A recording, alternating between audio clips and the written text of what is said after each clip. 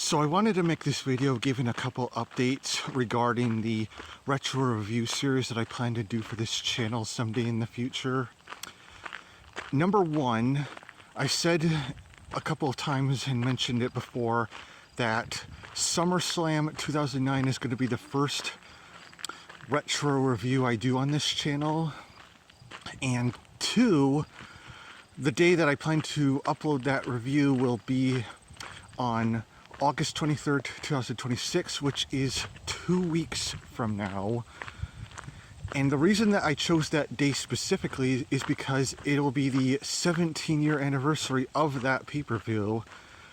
Man, time sure does fly fast, doesn't it? But yeah, I'm really looking forward to doing these retro reviews. I think they're going to be a lot of fun, just taking a trip down memory lane, a trip down nostalgia lane for me. And the reason that I chose SummerSlam 2009 as the first retro review on this channel is because it was actually the Raw after that pay-per-view, which was actually the first Raw that I ever watched. And the segment that I tuned into and turned the TV on to was D-Generation X celebrating Vince McMahon's birthday.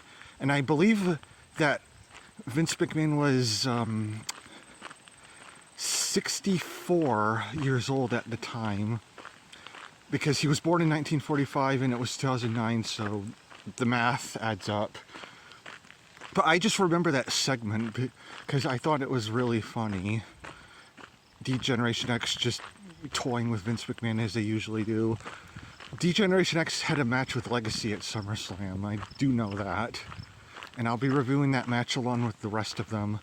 Also, the WWE Vault YouTube channel actually has the entire SummerSlam pay-per-view, so that's where I'll be watching all the matches on the card, the matches and the segments. Hopefully that channel doesn't get taken down by the time I do decide to watch it. Also, I don't know whether or not if the review that I do for SummerSlam 2009 is going to be one part or two part. It shouldn't be more than 3, but it will at the very least be 2 parts, because I can't upload videos longer than 15 minutes and 30 seconds on this YouTube channel yet. So it depends on how much that I yap about certain segments or matches on the show. Like if I talk about like a match way too long, you know, it might be the 10 minutes and then I'll have to do another part, but I don't think I should be able to do that. I think hopefully maybe it'll be 1 part, but if, you know, not, then it'll be 2 parts.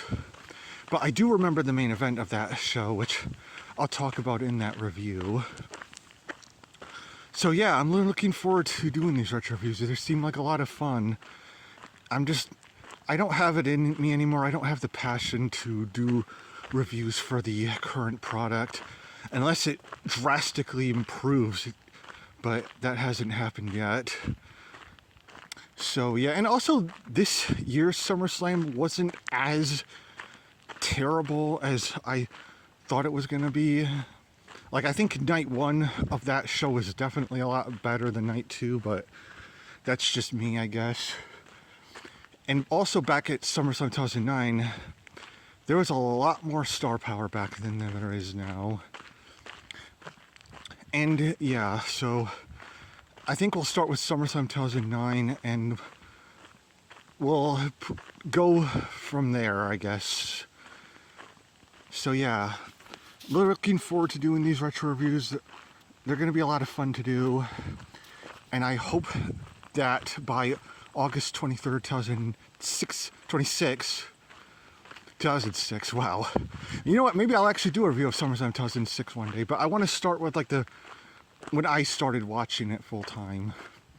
I want to hope maybe to go in like chronological order. And yeah. And I also, if there's like certain moments in like the segments or the matches that like stand out, like highlights and stuff like that, I do have like the sticky note app on my computer, so I can just put it on the sticky note so that I won't forget. If like there's certain moves or moments that were like highlights, I guess you could say. Also, before I end this video, I just want to say happy birthday to the goddess, Alexa Bliss, who turns 35 today. Hope you have a good birthday. And yeah, it's also, she did return on SmackDown. And Tatum, I don't remember Tatum's last name off the top of my head, but she made her debut on SmackDown a couple of nights ago. I also kind of wonder how long the Alexa Bliss and Charlotte Flair friendship will last. Because you know how much Triple H likes to do friendship and betrayal storylines.